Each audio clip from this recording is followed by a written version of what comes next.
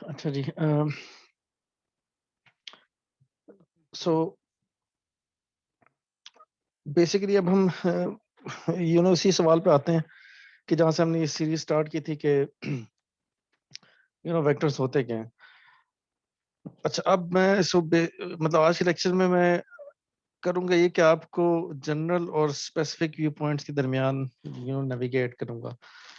यानी कि हम आपको शो ये करेंगे कि जो चीज़ें हमने अभी तक पढ़ी हैं वो सिर्फ इस चीज़ पे अप्लाई नहीं होती जिस चीज़ को आप एक दो नंबरों से रिप्रेजेंट कर देते हैं, या जिसको आप कहते हैं कि एक एरो है और इसका कोई ना कोई ओरिजिन है और इसका कोई ना कोई हेड है और टेल है। सो ये जो सारी चीज़ें हमने पढ़ी हैं, ये फॉर एग्जांपल हम अभी जाके देखेंगे कि फंक्शंस पे भी अप्लाई होती हैं।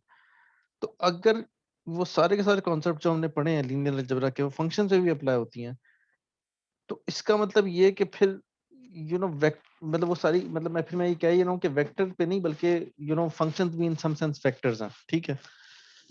तो अब और ये फिर अब चीज हुई होगी कि फिर हमने इसका मतलब हमने ये जो चीजें पढ़ी हैं वो सारी की सारी सिर्फ वेक्टर्स पे नहीं, चूंकि फंक्शन से भी अप्लाई होती हैं, तो फिर मुझे वेक्टर की एक ऐसी डेफिनेशन बनानी पड़ेगी जिसमें फंक्शंस भी इंक्लूडेड हो। ठीक है। सो हम उस पे आते हैं कि हम ये कैसे करेंगे। मगर बहरहाल अभी तक जो हमने देखा वो ये कि हमारे लेट्स से एक एरो है और एक हेड है, उसको मैं बेसिकली, ये तो ज्योमेट्रिक इंटरप्रिटेशन है। न्यूमेरिक इंटरप्रिटेशन ये कि मेरे पास दो नंबर्स हैं। ठीक है। तो अब अच्छा, और ये इसकी कोई भी डायमेंशन हो सकती है। ये नहीं है कि मैं ये कह सकता हूँ कि 5 डायमेंशनल वेक्टर है, ये 4 डायमेंशनल वेक्टर है, 100 डायमेंशनल वेक्टर भी हो सकते हैं। यानी एक घर के 100 एट्रीब्यूट भी हो सकते हैं, एक घर के 4 एट्रीब्यूट्स भी हो सकते हैं। ठीक है। तो अब अच्छा, और ये कि ऑब्वियसली अगर मेरे पास 3D से मैं ऊपर जाऊंगा तो फिर विजुअलाइजेशन में भी मेरे पास मसला है। ठीक है। सो अब और ये कि लेट्स से जो हमने पढ़ा था उसकी समरी ये कि मैं किसी भी एक वेक्टर को बेसिस वेक्टर्स के लीनियर कॉम्बिनेशन के जरिए रिप्रेजेंट कर सकता हूँ। ठीक है। और एक्चुअल में वो basis vectors in itself matter नहीं करते। यानी ये तो मेरी डेफिनेशन है कि मैं आई हेड और जे हेड को कहाँ रखता हूँ। फॉर एग्जांपल डिटर्मिनेंट जो है वो जिस मर्जी बेसिस वेक्टर को फॉलो करके मैं बताऊँ, डिटर्मिनेंट की डेफिनेशन वही रहती है। ठीक है। यानी बेसिस वेक्टर्स जिस तरह की मर्जी मैं डिफाइन करूं, डिटर्मिनेंट जो होगा ना वो मुझे किसी भी एक ट्रांसफॉर्मेशन का, वो बेसिकली ट्रांसफॉर्मेशन से पहले और उस ट्रांसफॉर्मेशन को अप्लाई करने के बाद का जो साइज का डिफरेंस होगा वो बता रहा होगा। बेसिस वेक्टर्स जो मर्जी हो। इसी तरह आइगन वेक्टर्स भी, ये मतलब ये डिपेंड नहीं करता कि आपके पास बेसिस वेक्टर्स किस किस्म के आइगन वेक्टर्स, आप हर किस्म की बेसिस पे अप्लाई कर सकते हैं। यानी बेसिस तो बस एक कंस्ट्रक्ट है मेरा, जो कि मैंने क्या कहेंगे एक तरह से वर्चुअली बनाया हुआ है। ठीक है।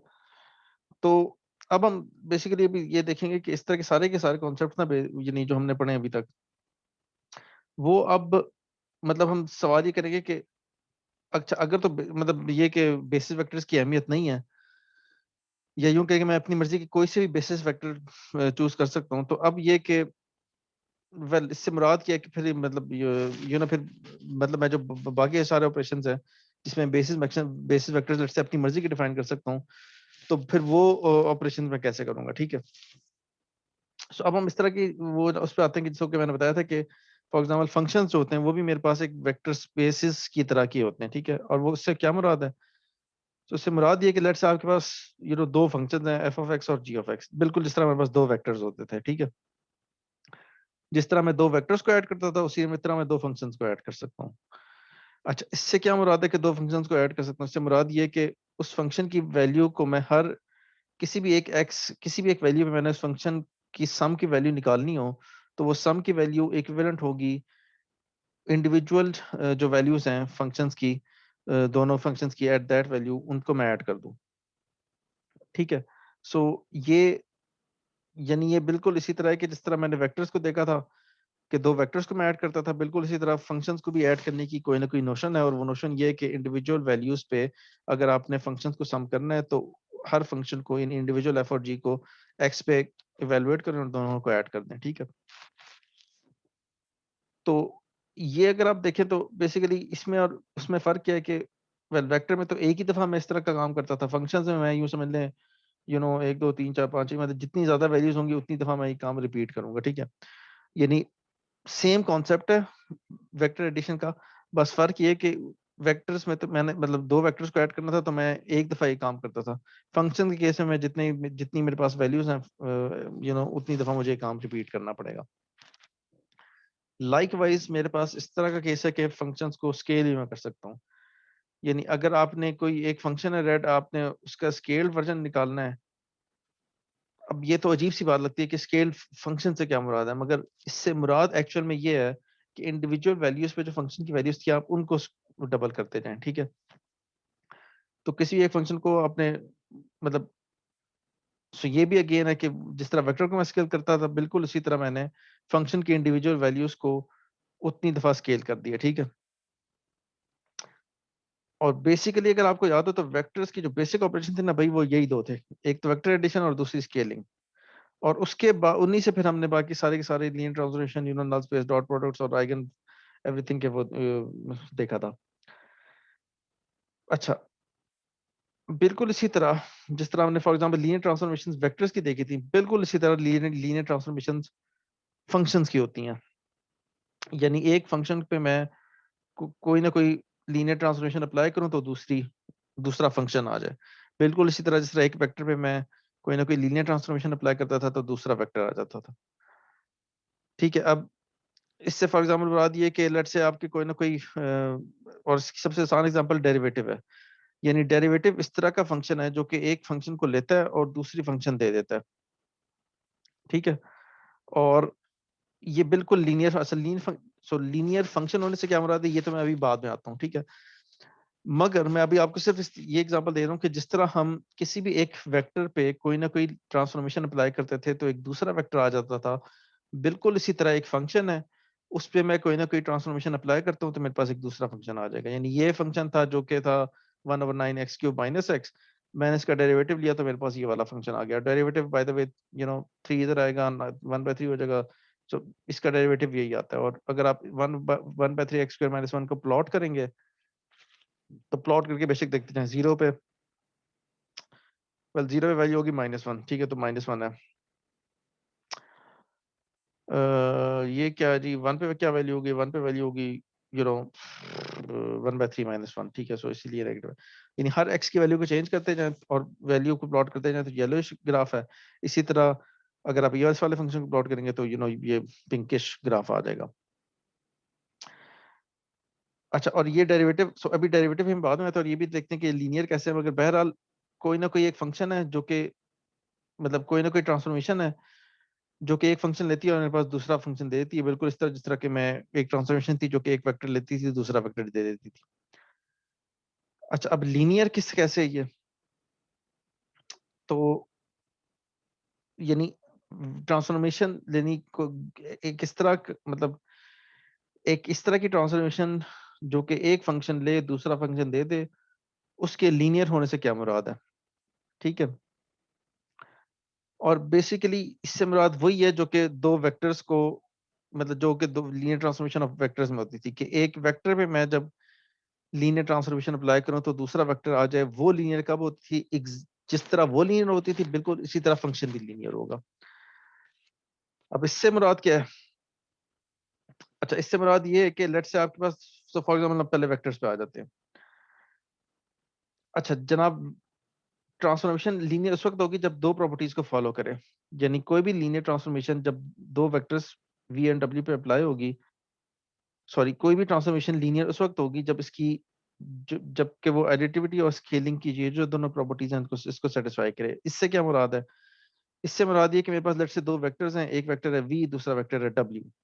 अगर मैं दोनों वेक्टर्स को ऐड करूं और फिर मैं उस पर ये ट्रांसफॉर्मेशन अप्लाई करूं तो ये इक्विवेलेंट आनी चाहिए इंडिविजुअल वेक्टर्स को ऐड करने के। यानी v पे मैं जब मतलब जो वेक्टर v था उस पर मैंने सेपरेटली ट्रांसफॉर्मेशन अप्लाई की, वेक्टर w था उस पर सेपरेटली ट्रांसफॉर्मेशन अप्लाई की।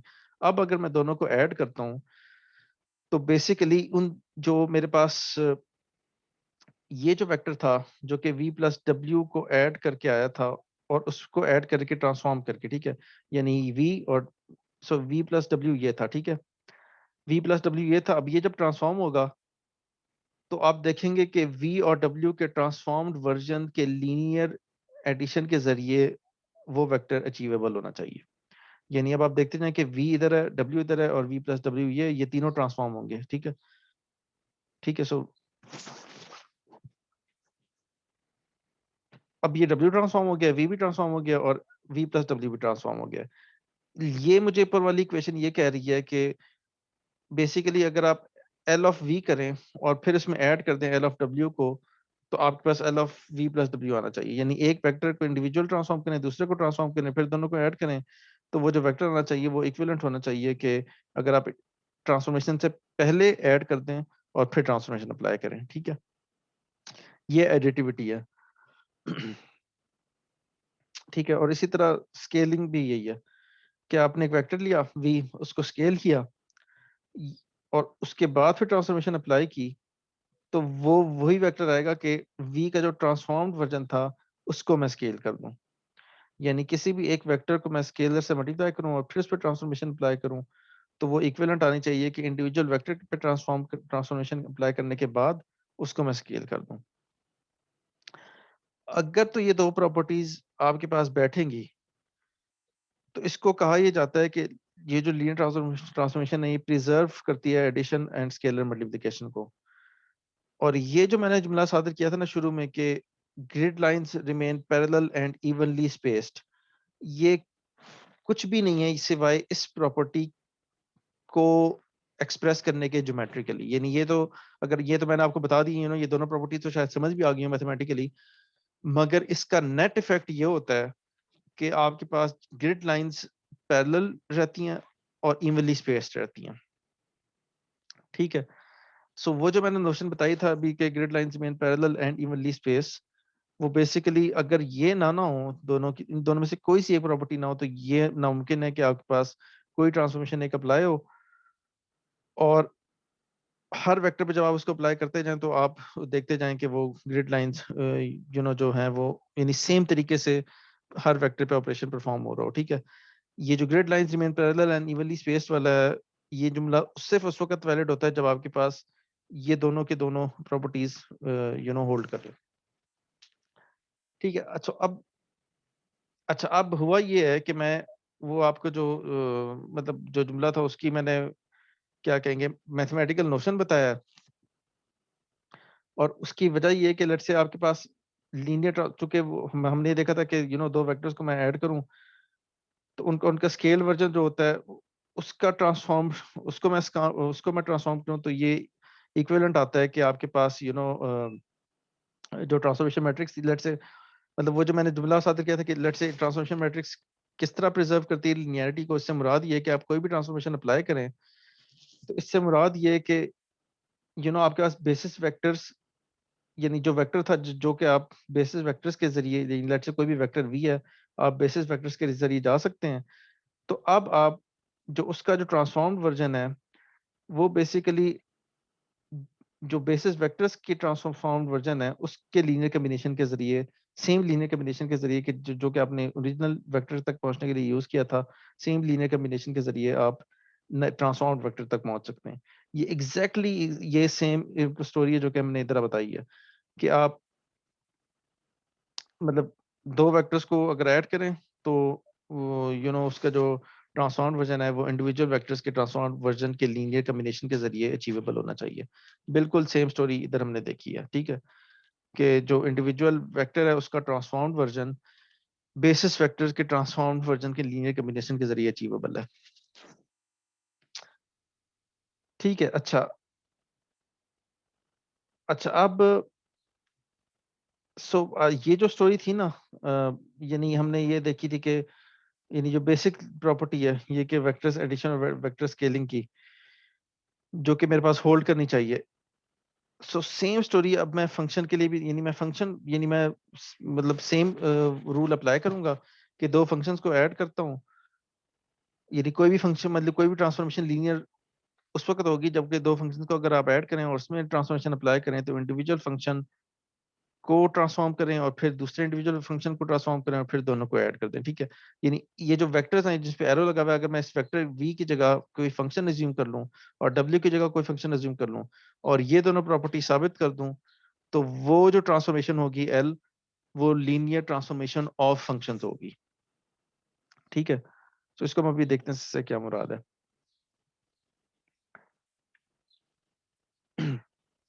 अच्छा, इससे अच्छा फॉर एग्जांपल ये जो एग्जांपल दी थी मैंने कि डेरिवेटिव फंक्शन जो कि लीनियर फंक्शन है, ये लीनियर ट्रांसफॉर्मेशन है।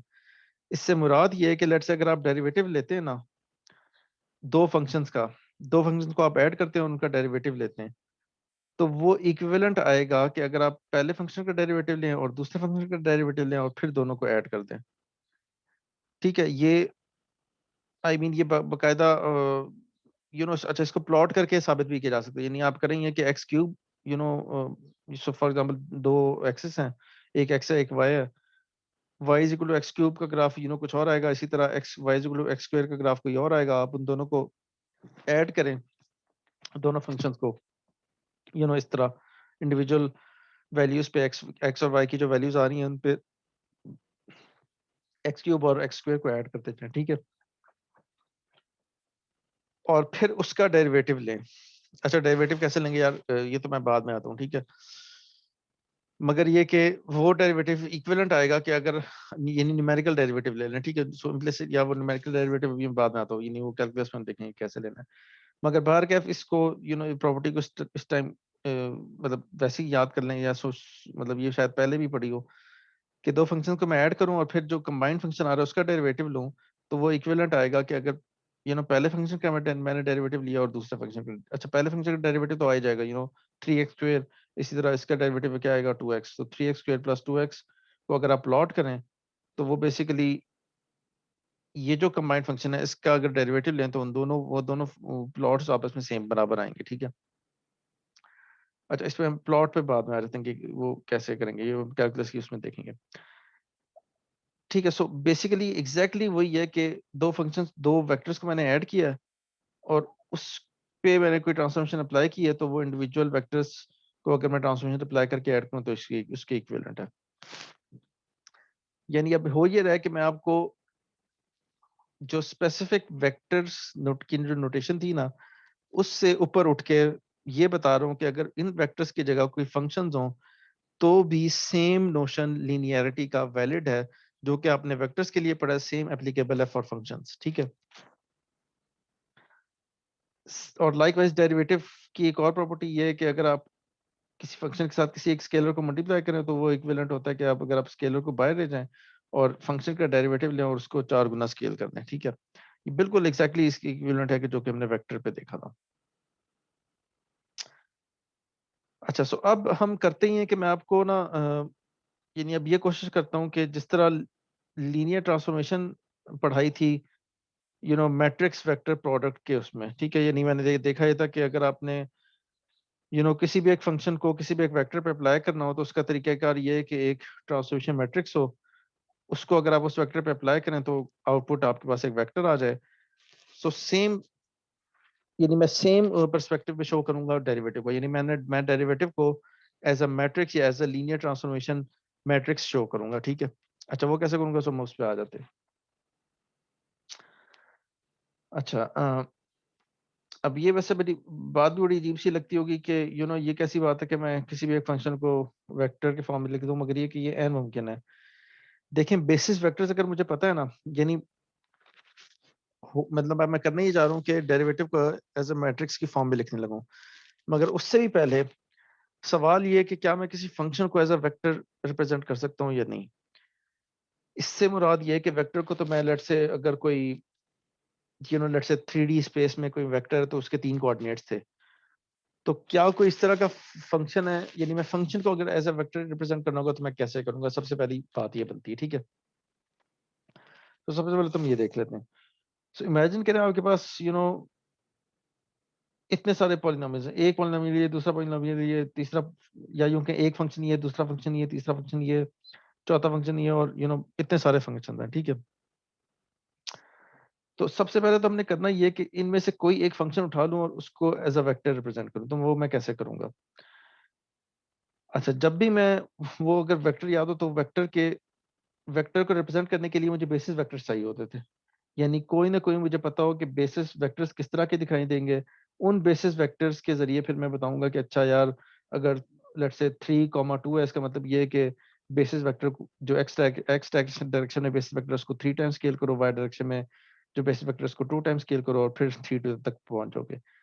लाइकवाइज मैं एक जो पॉलिनोमियल मतलब एक जो फंक्शन है उसको बेसिस फंक्शन की तौर पर रिप्रेजेंट करूंगा और फिर मैं उन बेसिस फंक्शन के लीनियर कॉम्बिनेशन के जरिए इस फंक्शन को एक्सप्रेस करूंगा। ठीक है, बिल्कुल इस तरह जिस तरह मैंने किसी भी एक वेक्टर को रिप्रेजेंट करना हो 3 नंबर्स के जरिए, तो मैं 3 बेसिस वेक्टर्स बनाता हूँ और फिर मैं उन तीनों बेसिस वेक्टर्स के लीनियर कॉम्बिनेशन के जरिए एक वेक्टर को एक्सप्रेस करता हूँ।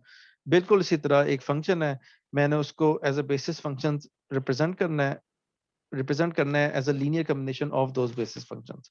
सो लेट्स से आपके पास एक फंक्शन है जो कि इस तरह का है x² + 3x + 5। ठीक है, अब मैं एक बेसिस फंक्शन बना रहा हूँ या बेसिस मतलब जो वेक्टर टर्मिनोलॉजी उसमें ये बेसिस एक बेसिस वेक्टर ये है। जिस तरह मेरे पास आई हैट होता था वो अब यानी मेरे पास आई हैट जे हैट के हैट होता था, अब यहाँ पर आई हैट की जगह है बी नॉट ऑफ एक्स और के हैट की जगह बी वन ऑफ एक्स और इसी तरह सॉरी जे हैट की जगह बी वन ऑफ एक्स और के हैट की जगह बी टू ऑफ एक्स। ठीक है,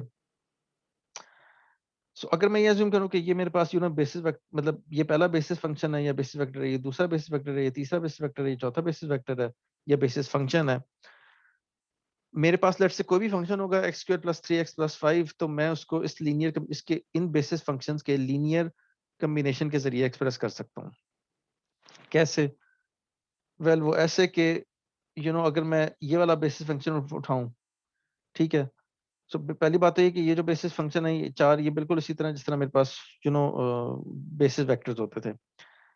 तो अब मेरे पास अच्छा बस इसमें फर्क ये है कि वहां पे तो बेसिस वेक्टर्स लेट्स से अगर मेरे पास 3D स्पेस है तो वहां पे तो बेसिस वेक्टर्स लिमिटेड है, यानी 3 बेसिस वेक्टर्स हैं। यहाँ पर मेरे पास लेट्स से कोई भी एक फंक्शन होगा तो अब मेरे पास बेसिस जो फंक्शंस या बेसिस वेक्टर्स होंगे वो अनलिमिटेड है और मैं इन अनलिमिटेड बेसिस फंक्शंस के लीनियर कॉम्बिनेशन के जरिए किसी भी एक फंक्शन को एक्सप्रेस करूंगा। सो लेट्स से x² + 3x + 5, इसको मैं इस तरह एक्सप्रेस कर सकता हूँ, यानी अब ये स्टोरी है कि एक फंक्शन को मैंने एज अ वेक्टर कैसे रिप्रेजेंट करना है। ठीक है, सो मैं इसको रिप्रेजेंट कर सकता हूँ कि भाई बी नॉट ऑफ एक्स यानी जो वन है यानी लेट से कोई भी एक वेक्टर है, लेट से कोई भी एक वैल्यू है बेसिस वैल्यू लेट से वन, वो 5 से मल्टीप्लाई हो रही है। ठीक है, सो पहले 5 मैंने लिख दिया। जो दूसरा बेसिस वेक्टर था b1 of x लेट से जो कि x था, वो मल्टीप्लाई हो रहा है 3 से, सो मैंने इधर लिख दिया। उसके बाद x² का जो कोफिशिएंट है वो है इधर 1। ठीक है, सो वो मैंने इधर लिख दिया। ठीक है, इसी तरह x³ x4 यानी मैंने इसमें हर जो x की पावर थी उसको as a basis function assume किया हुआ है और मैं उसके जो फंक्शन है जो कि बेसिकली x की पावर की वैल्यूज का लीनियर कॉम्बिनेशन है, मैं उसको एज अ वेक्टर रिप्रेजेंट कर रहा हूँ। ठीक है, सो अब जब ये वेक्टर आएगा इससे मुराद ये है कि पहला जो बेसिस वेक्टर होगा वो 5 टाइम्स स्केल्ड है और प्लस दूसरा बेसिस वेक्टर जो है x वो 3 टाइम्स स्केल्ड है और प्लस जो तीसरा बेसिस वेक्टर है x² वो एक 1 टाइम स्केल है। ठीक है, सो मतलब x² + 3x + 5 को मैं 5 3 1 और 0 0 0 इसके लीनियर कॉम्बिनेशन के जरिए एक्सप्रेस कर सकता हूँ। ठीक है, तो ये बेसिकली एग्जैक्टली वैसे ही है जिस तरह हमने बेसिस मतलब कोई भी एक वेक्टर है मेरे पास, लेट्स से अगर आपके पास यानी अगर ये फंक्शन ना होता और आप मैं आपको कहता ये एक वेक्टर है, तो आप कहते हैं यार इसका मतलब ये है कि अच्छा इसका मतलब ये कि 5 times I hat plus 3 times J hat plus 1 times के हैट। ठीक है, एग्जैक्टली सेम नोशन है, बस यहाँ पर आई हैट जे हैट के हैट एक को भी मैंने फंक्शंस के जरिए इंडिविजुअल क्या कहेंगे जो एक्स की पावर के पॉलिनोमियल्स हैं उनके जरिए एक्सप्रेस किया हुआ है। बस इसमें फर्क ये है कि ये इनफाइनाइट है वो फाइनाइट, वेक्टर्स मेरे पास फाइनाइट होता था। एक और फंक्शन है 4x7 - 5x², उसको मैं इस तरह एक्सप्रेस करूंगा कि भाई यू नो 1 का भी कोफिशिएंट 0 है, x का भी कोफिशिएंट 0 है, x² का कोफिशिएंट है -5 और x³ x4 x5 x6 x7 का कोफिशिएंट है 4। ठीक है, तो अब इसका फायदा ये है कि और so basically x0 x1 x2, सो x2 का कोफिशिएंट है -5, x3 x4 x5 x6 x7 का कोफिशिएंट है 4। यानी आपके पास कोई भी फंक्शन हो ना, तो आप उसको बेसिस फंक्शंस के लीनियर कॉम्बिनेशन के जरिए एक वेक्टरिश फॉर्म में एक्सप्रेस कर सकते हैं, ठीक है, कोई भी फंक्शन हो, ठीक है। सो और ये मैं इसको मजीद जनरलाइज करूं तो बेसिकली कोई भी एक फंक्शन है, यानी कोई भी एक पोलिनोमियल फंक्शन है, मैं उसको करूं ये कि भाई मैं कहूं अच्छा वो जो पोलिनोमियल है वो मेरे पास बेसिस फंक्शन है और उसकी जो कोफिशिएंट है उसको मैं एज अ वेक्टर की फॉर्म में रिप्रेजेंट कर सकता हूँ, ठीक है। सो कोई भी एक फंक्शन हो मैं उसको, यानी इतने सारे जो मैंने फंक्शन देखे थे, इनमें से कोई भी एक फंक्शन हो, मैं उसको एक इनफाइनाइट डायमेंशनल वेक्टर के जरिए रिप्रेजेंट कर सकता हूँ, फंक्शन जो मर्जी हो, ठीक है। एक एक वेक्टर की फॉर्म में, बस वो वेक्टर इनफाइनाइट डायमेंशनल होगा तो मैं उसको रिप्रेजेंट एटलीस्ट कर सकता हूँ। अच्छा,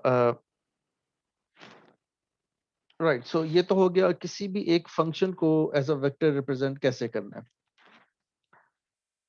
फिर हम आ जाते हैं डेरिवेटिव पे कि अच्छा ठीक है, ये तो मैंने किसी भी एक फंक्शन को रिप्रेजेंट कर दिया, अब ये जो डेरिवेटिव होगा मैं उसको एज अ मैट्रिक्स कैसे रिप्रेजेंट करूंगा, ठीक है। अच्छा, इसको एज अ मैट्रिक्स रिप्रेजेंट करने से क्या मुराद, इस पे मैं बाद में आता हूँ, मगर लेट्स से आई मीन इसको मैं अगर मतलब पहले एग्जांपल के जरिए बता दूं तो ये ज्यादा आसानी से समझ आ जाएगा। सो लेट्स से आपके पास एक फंक्शन है x cube plus 5x² plus 4x plus 5, आपने उसका डेरिवेटिव लेना है। तो पहले तो मैंने इस फंक्शन को वेक्टर की फॉर्म में रिप्रेजेंट कर लिया, ठीक है। सो ये जो फंक्शन था 5, यानी पहला जो बेसिस वेक्टर बेसिस फंक्शन है वो 5 से मल्टीप्लाई हो रहा है, दूसरा x के कोएफिशिएंट 4 है तो इधर 4, x स्क्वायर का कोएफिशिएंट 5 है, इसी तरह x क्यूब का 1 है, ठीक है। सो ये चार टर्म्स जो थी ये तो एक वेक्टर के जरिए, यानी एक फंक्शन एक वेक्टर के जरिए रिप्रेजेंट हो गया। अब जब मैं इस पे डेरिवेटिव अप्लाई करूंगा तो बेसिकली कोई ना मतलब कोई और फंक्शन आएगा, ठीक है। यानी पहली बात तो ये है कि ये एक फंक्शन है, आई मीन ये लीनियर फंक्शन है, या इसको अभी इसको मैं फंक्शन नहीं कहता इसलिए कि फिर इससे आप कंफ्यूज हो जाएंगे। ये एक फंक्शन है और ये उस फंक्शन की ट्रांसफॉर्मेशन है, और ट्रांसफॉर्मेशन भी इस तरह है कि ये ट्रांसफॉर्मेशन जब इस फंक्शन पे अप्लाई होती है तो आपके पास एक दूसरा फंक्शन आ जाता है, ठीक है। और वो कैसे, ये फर्स्ट रो फर्स्ट कॉलम से मल्टीप्लाई होगा तो 0 मल्टीप्लाई 5 1 मल्टीप्लाई 4 इज 4, ठीक है। और इसको आप करते जाएं मजीद, आप दूसरी रो को मल्टीप्लाई करेंगे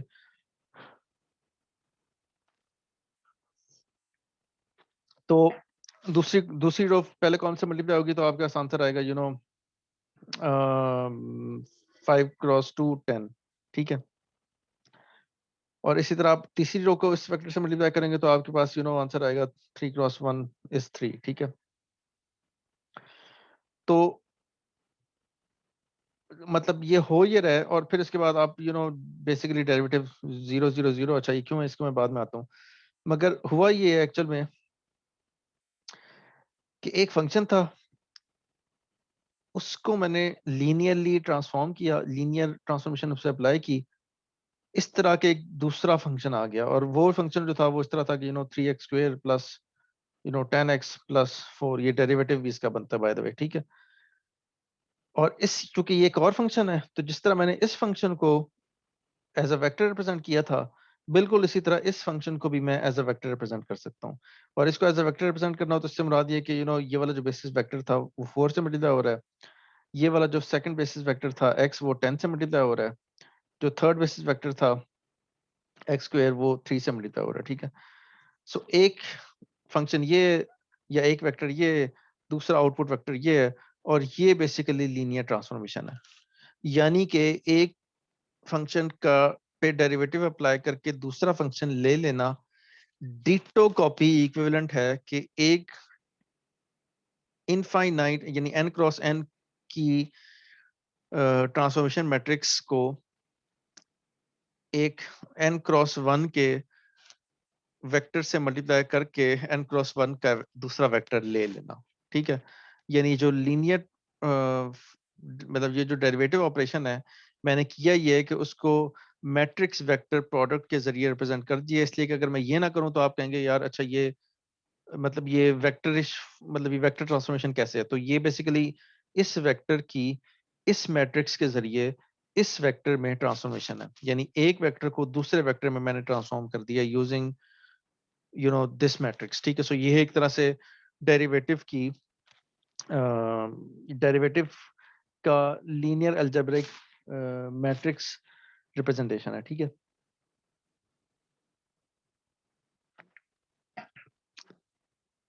और अगर तो ये याद हो,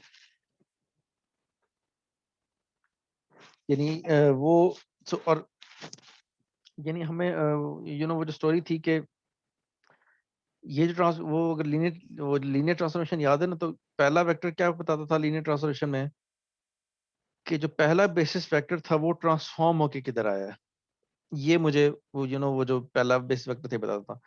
दूसरा वेक्टर ये बताता था कि दूसरा जो बेसिस वेक्टर है वो ट्रांसफॉर्म होके किधर आया है, यानी वेक्टर की टर्म्स में, ठीक है। बिल्कुल सेम स्टोरी इधर है। ये जो पहला कॉलम है ये मुझे ये बता रहा है कि अगर मैं जो पहला बेसिस फंक्शन था उसका डेरिवेटिव लूं, तो वो जो आएगा वो मैंने इधर लिख देना है। जो दूसरा बेसिस फंक्शन है उसका मैं अगर डेरिवेटिव लूं, तो वो जो वेक्टर आएगा वो मैंने इधर लिख देना है। और तीसरा वेक्टर बेसिस वेक्टर लूं और उसका मैं डेरिवेटिव लूं, तो फिर जो वेक्टर आएगा वो मैंने तीसरे बेसिस वेक्टर के उसमें लिख देना। यानी कि ये हो ये रहा है कि ये जो बेसिस, यानी जिस एग्जैक्टली सेम सिनारियो है जिस तरह वेक्टर्स में दिखते थे कि पहले जो लीनियर ट्रांसफॉर्मेशन थी उसका पहला कॉलम पहले बेसिस वेक्टर जहां पे ट्रांसफॉर्म हुआ था उसको बताता था। बिल्कुल इसी तरह ये जो डेरिवेटिव की जो पहली मैट्रिक्स है, ये जो पहला बेसिस फंक्शन है वो उसका जो डेरिवेटिव है ये वो बता रहा है, ठीक है। तो ये जो बेसिकली मतलब ये जो आप मैट्रिक्स देख रहे थे, ये बेसिस वेक्टर, ये जिसका जो पहला कॉलम है ये बी नॉट एक्स का डेरिवेटिव है, यानी कांस्टेंट का डेरिवेटिव जीरो होता है इसलिए जीरो। इसका डेरिवेटिव क्या होगा, derivative of X is one, तो इसलिए ये इधर वन आ गया, ठीक है। Derivative of X square is two X, तो टू एक्स में चूंकि वन का कोफिशिएंट जीरो है और एक्स का कोफिशिएंट है टू, तो वो इधर टू आ गया। यानी इसके जो कॉलम्स आप देख रहे हैं ये कुछ भी नहीं है सिवाय बेसिस फंक्शंस के डेरिवेटिव्स के, ठीक है जी। अच्छा, सो अब ये, यानी अगर आपको महसूस नहीं हुआ तो मैं सिर्फ महसूस ये कराना चाह रहा हूँ कि फंक्शंस भी वेक्टर्स हैं। यानी ये मतलब सारी स्टोरी बताने का मकसद ये है। यानी जिस तरह आप लिटरली स्पीकिंग जिस तरह आप एक वेक्टर को लिखते थे, बिल्कुल उसी तरह फंक्शन को एज अ वेक्टर लिख सकते हैं, और जो ट्रांसफॉर्मेशन थी उसको एज अ मैट्रिक्स लिख सकते हैं। अच्छा, अब अब आप अब कंफ्यूज हो सकते हैं कि अच्छा यार वेक्टर, इसका मतलब ये कि अगर वेक्टर वो नहीं है, यानी कि अगर मैं बहुत सारी चीजों को वेक्टर के फॉर्म में रिप्रेजेंट कर सकता हूँ, यानी अगर मेरे पास फंक्शंस को भी मैं एज अ वेक्टर रिप्रेजेंट कर सकता हूँ, ये भी वेक्टर है, तो फिर एक्चुअल में वेक्टर क्या है? ठीक है। तो अब यहाँ पे वो डेफिनेशन आएगी जो कि मैं आपके शायद पहले दोनों लेक्चर में बताया हो कि मैथमेटिशियंस के नज़दीक ये बात मजा का खेज है कि ये वेक्टर है और ये वेक्टर नहीं है, ठीक है। मैथमेटिशियन कहता है कि सारे के सारे वेक्टर हैं। अब वो डिफाइन किस तरह करेगा वेक्टर को वो मैं भी बाद में बताऊंगा, ठीक है। मगर बहरहाल अभी तक जितनी भी कन्वर्सेशन हुई है उसका गोल ये था कि मैं आपको ये इस बात पे कन्विंस करूं कि फंक्शन भी एक वेक्टर है, ठीक है। अच्छा, अब सो एक और जो स्टोरी थी वो ये कि मैंने इतनी सारी जो चीजें पढ़ी है ना, एग्जैक्टली जिस तरह लीनियर ट्रांसफॉर्मेशन ऑफ वेक्टर्स होती थी, बिल्कुल इसी तरह मैंने अभी पिछली उसमें देखा कि लीनियर ट्रांसफॉर्मेशन ऑफ फंक्शंस भी हो सकती है, ठीक है। और डेरिवेटिव उसकी बेसिक से हमने एग्जांपल देखी थी, बिल्कुल इसी तरह नल स्पेस और मतलब ये सारे के सारे कॉन्सेप्ट्स फंक्शंस में भी अप्लाई होते हैं। अच्छा, अब चूंकि आप मैथमेटिशियन है, वेल आप तो नहीं, मगर ये कि अगर आप मैथमेटिशियन है तो आप कहते हैं यार कि मैंने वो कॉन्सेप्ट्स देने हैं, यानी अब मुझसे कोई बच्चा पूछेगा आके कि यार मतलब लेट्स से ये जो तुमने चीजें बताई हैं ये वेक्टर पे तो अप्लाई होती हैं, मगर वो मैंने फंक्शन पे भी अप्लाई करके देखा तो फंक्शन पे भी अप्लाई होती हैं, तो आया फंक्शन भी वेक्टर है, ठीक है। तो अब आपको वो चीज, मतलब आपको किसी एक स्पेसिफिक इंस्टेंस ऑफ वेक्टर्स के लिए जो मतलब आपने यानी एज ए मैथमेटिशियन आपका काम ये है कि आप जनरलाइज करें, यानी आपने किसी भी एक स्पेसिफिक इंस्टेंस पे नहीं रहना। आपके सामने कोई बंदा पूछता है कि यार वेक्टर क्या होता है, तो आपने उसको वो डेफिनेशन बतानी है जो कि इस पे भी अप्लाई हो, इस पे भी अप्लाई हो और इस फंक्शन पे भी अप्लाई हो, ठीक है। सो पहली बात ये कि अब आप कह सकते हैं कि यार इतने सारे फंक्शंस हैं, ये 3 फंक्शंस मैंने इधर बनाए हुए हैं, 3 फंक्शंस मैंने लिखे हुए हैं, और भी मैं बड़े बड़े सारे फंक्शंस बना सकता हूँ, ठीक है। सो ये मैं ये भी कह रहा हूँ कि ये पहला वाला फंक्शन था, ये भी एक वेक्टर है, दूसरा वाला भी तो वेक्टर है, तीसरा वाला भी वेक्टर है, ये तीनों भी वेक्टर हैं, बल्कि तीन क्या, 3 3 6 3 9 3 12, ये 12 वेक्टर्स हैं। इसी तरह ये भी 12 वेक्टर्स हैं। इसी तरह ये 4 के बजाय मैं 400 फंक्शन और बना लूँ इधर, तो 400 के 400 वो भी वेक्टर्स होंगे, ठीक है। तो ये एक वेक्टर स्पेस है, ये दूसरी वेक्टर स्पेस है, और ये एक तीसरी वेक्टर स्पेस है, ठीक है। यानी कि यूं समझें कि ये ज्योमेट्रिक रिप्रेजेंटेशन है, ये न्यूमेरिक रिप्रेजेंटेशन है, और ये फंक्शनल रिप्रेजेंटेशन है। मगर है ये भी एक वेक्टर, ये तीन मतलब 3 फंक्शंस की एक वेक्टर स्पेस है, ये 12 लिस्ट की एक वेक्टर स्पेस है, और ये 1 2 3 4 5 6 7 8 9 10 वेक्टर्स की एक वेक्टर स्पेस है, ठीक है। सो ये तो हो गई वेक्टर स्पेस। अब वेक्टर स्पेस क्या होती है? तो एज ए मैथमेटिशियन आप कहेंगे कि यार तुम ये छोड़ो कि वेक्टर स्पेस क्या होती है, मैं तुम्हें ये 8 रूल्स बताता हूँ, और मैं कहूँगा यार कि अगर आप आप जो मर्जी वेक्टर स्पेस लेके आए हैं, यू नो जिस वेक्टर स्पेस पे ये 8 रूल्स एप्लीकेबल हों, वो वेक्टर स्पेस वो वेक्टर स्पेस होना क्वालिफाई करती है, और उसमें ये जो इंडिविजुअल वेक्टर्स हैं, वो जो कि उस वेक्टर स्पेस का सबसेट है, वो इंडिविजुअल वेक्टर्स कहलाएंगे, ठीक है।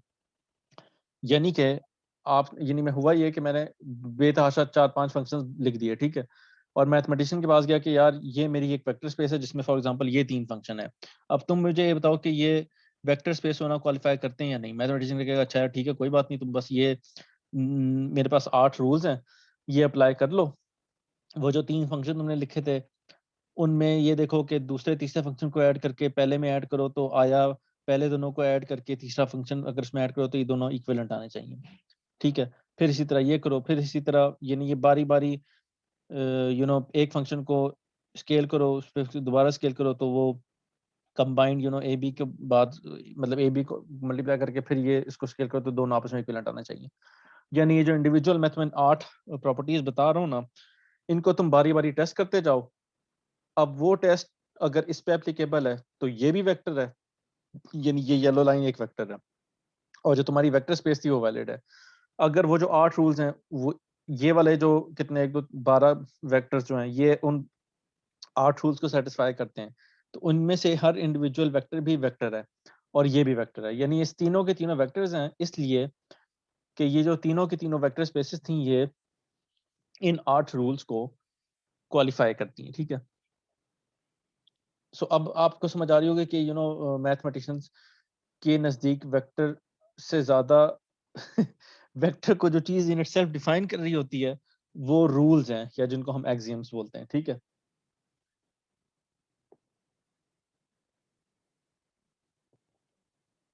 अच्छा,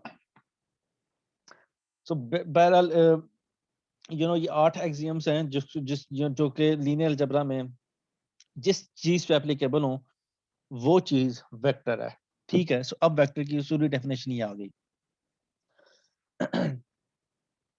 अच्छा, अब इसको आप यूँ समझें कि मतलब ये ना आप चूँकि अब ये हुआ ये कि आप एब्स्ट्रैक्ट कर रहे हैं, यानी आप वेक्टर की डेफिनेशन को ना एब्स्ट्रैक्ट कर रहे हैं। यानी आपके पास लेट्स से ये 4 बंदे आते थे, ये पहला बंदा तो आता था, ये अपनी ये वाली स्पेस लेके आया, ठीक है। ये जो दूसरा बंदा आया, ये वाली स्पेस लेके आया। जो तीसरा बंदा आया, वो ये वाली स्पेस लेके आया। स्पेस से मुराद ये कि वेक्टर स्पेस, ठीक है। यानी तीसरा बंदा ये 4 फंक्शन ले आया, दूसरा बंदा ये 12 वेक्टर्स ले आया, पहला बंदा ये 8 वेक्टर्स ले आया, ठीक है। सो अब ये आपके पास लेट्स से जो 3 बंदे थे डिफरेंट, ये अपनी-अपनी अपना-अपना बोरियाँ अपनी-अपनी बोरी में बेसिकली वेक्टर स्पेसेस लेके आए, और अब ये आपसे पूछ ही रहे हैं कि यार ये जो मैं मेरी बोरी में जो ये 4 फंक्शंस हैं, ये वेक्टर स्पेस होना क्वालिफाई करते हैं या नहीं? या मेरे पास ये जो 12 लिस्ट ऑफ नंबर्स हैं, ये वेक्टर स्पेस होना क्वालिफाई करते हैं या नहीं, ठीक है। तो अब आपके पास एक ऐसा सुथरा जवाब है, आप उसको कहेंगे कि यार ये लो, ये 8 वो हैं एक्सियम्स, ये तुम्हारे पास क्वालिफाई होते हैं, तो ठीक है, तुम्हारे जो पास जो बोरी में जो 4 फंक्शन है ये वेक्टर स्पेस है, और इनमें से हर चारों में से हर एक जो फंक्शन है वो एक वेक्टर है, ठीक है। तो अच्छा, न सिर्फ ये कि अगर कोई नया बंदा आपके पास आता है, ठीक है,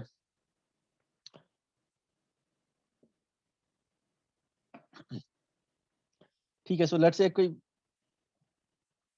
मतलब ये कि लेट्स से कोई एक बंदा आता है, ठीक है, वो कहता है ये कि मैं सही, सो मैं इस तरह करूं कि लेट्स से क्या लगी,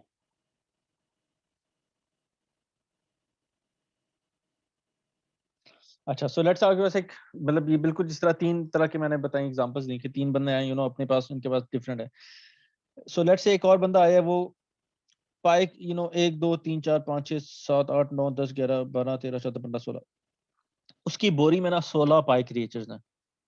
ये पाई क्रिएचर्स क्या हैं, ये एक ऑब्जेक्ट, यानी जिस तरह हमारे पास एक क्लास होती थी ना, यानी एक एब्स्ट्रैक्ट क्लास होती थी, और एक ये उस एब्स्ट्रैक्ट क्लास से इन सम सेंस डिराइव्ड क्लास होती थी, बिल्कुल वही। सो लेट्स से ये फॉर 4 और 16, सो 16 ऑब्जेक्ट्स से भरा हुआ बैग एक बंदा लेके आया, वो कहता है कि मेरे पास एक ही पाई क्रिएचर है, और मैं आपसे पूछ ही रहा हूँ कि जो पाई क्रिएचर है ये एक वेक्टर होना क्वालिफाई करता है या नहीं, ये जो मेरी, या ये मेरे पास जो बोरी है ये वेक्टर स्पेस होना क्वालिफाई करती है या नहीं, यानी ये वेक्टर से भरी हुई बोरी है या नहीं, ठीक है। अब आप कहेंगे अच्छा यार, चलो मुझे तुम करो ये कि 2 ऑब्जेक्ट्स को तुम ऐड कर सकते हो किसी तरह, इसी तरह एक ऑब्जेक्ट को स्केल कर सकते हो किसी तरह, बिल्कुल इसी तरह जिस तरह 2 वेक्टर्स को ऐड कर सकते थे और 2 उसको स्केल कर सकते थे।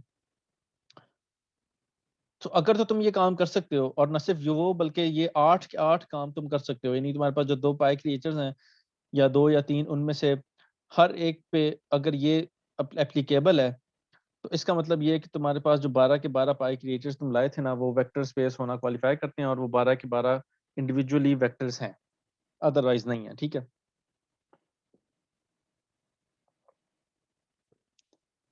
सो एज ए मैथमेटिशियन आपने ये 8 एक्सियम्स लिख दिया, और आपकी एक तरह से छुट्टी हो गई। अब ये कंप्यूटर साइंटिस्ट का काम है, या जो नए नए हम डिस्कवरियां कर रहे हैं, हमारा काम है कि हम जो नई नई डिस्कवरीज कर रहे हैं उनको इन 8 रूल्स पे परखें, और ये देखें कि अगर तो ये 8 रूल्स होना क्वालिफाई करते हैं, तो इसका मतलब ये है कि जो मैंने चीज इन्वेंट की है एटलीस्ट वो वेक्टर होना क्वालिफाई करती है, और इसका नतीजा ये है कि वो जो सारे के सारे मैंने कॉन्सेप्ट्स पढ़े थे, आइगन वैल्यू डिकम्पोजिशन, और नल स्पेस, और क्या डिटर्मिनेंट, वो सारे के सारे अब मैं अप्लाई कर सकता हूँ अपने इन पाई क्रिएचर्स पे, इसलिए कि उन पाई क्रिएचर्स का, यानी ये जो 12 के 12 पाई क्रिएचर्स मैं लाया था, चूंकि ये इंडिविजुअल वेक्टर होना साबित हो चुका है इन 8 एक्सियम्स के जरिए, ठीक है, यानी ये जो मेरे पास 8 एक्सियम्स थे, वो जो मैंने पाई पाई क्रिएचर्स लाए उनमें से हर एक इन 8 एक्सियम्स को फुलफिल करता है। इसका मतलब ये है कि मैं अब इन जो भी लीनियर अलजेब्रा के कॉन्सेप्ट्स हैं, यानी जो भी लीनियर अलजेब्रा में जो जो चीजें तख्लीक की गई हैं वेक्टर्स के लिए, वो मैं अब अपने इन पाई क्रिएचर्स पे अप्लाई कर सकता हूँ।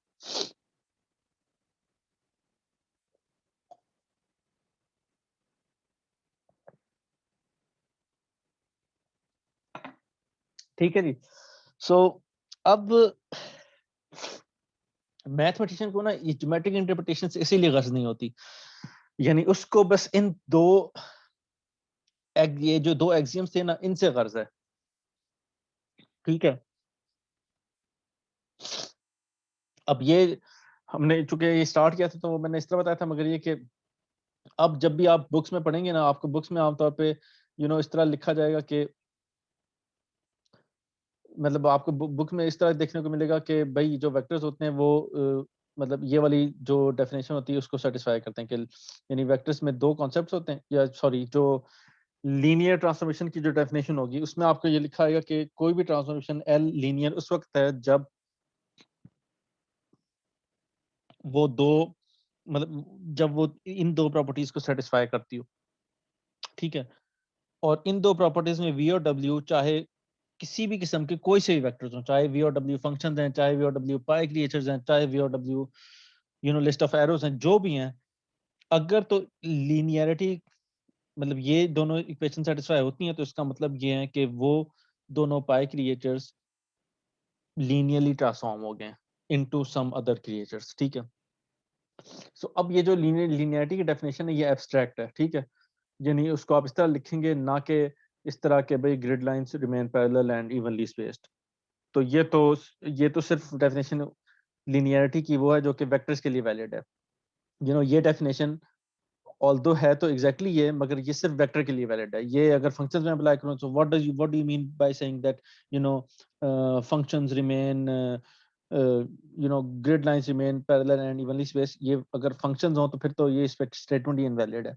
जबकि ये जो स्टेटमेंट है ये वी और डब्ल्यू चाहे फंक्शन हो, चाहे पाई क्रिएचर्स हो, चाहे वेक्टर्स हो, उन सब के लिए वैलिड है, ठीक है।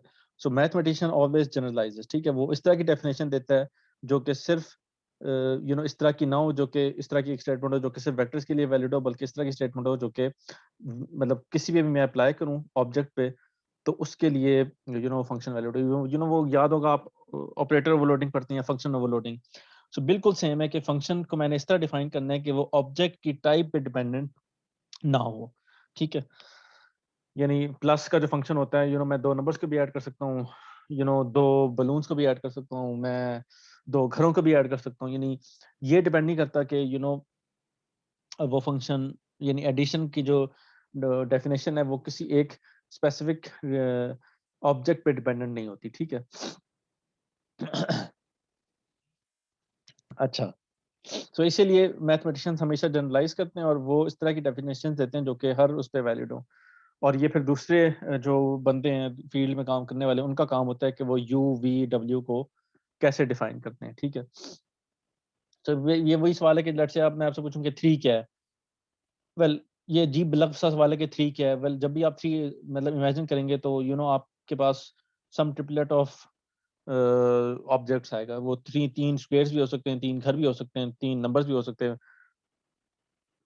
ये भी तीन है, ये भी तीन है, ये भी तीन है, ये भी तीन है, ठीक है। सो वन टू थ्री, तो ये तीनों के तीनों अब ये नहीं कि सो ये जो तीन क्या मतलब let's say what is number three, ये अजीब सा सवाल है, ठीक है। यानी बिल्कुल इस तरह के जिस तरह व्हाट आर वेक्टर्स अजीब सा सवाल है ना। वेल, ये भी तीनों मतलब ये भी तीन नंबर्स हैं, ये भी तीन नंबर्स हैं। सो मैं इसी तरह कह सकता हूँ कि ये बहुत सारे वेक्टर्स हैं, ठीक है।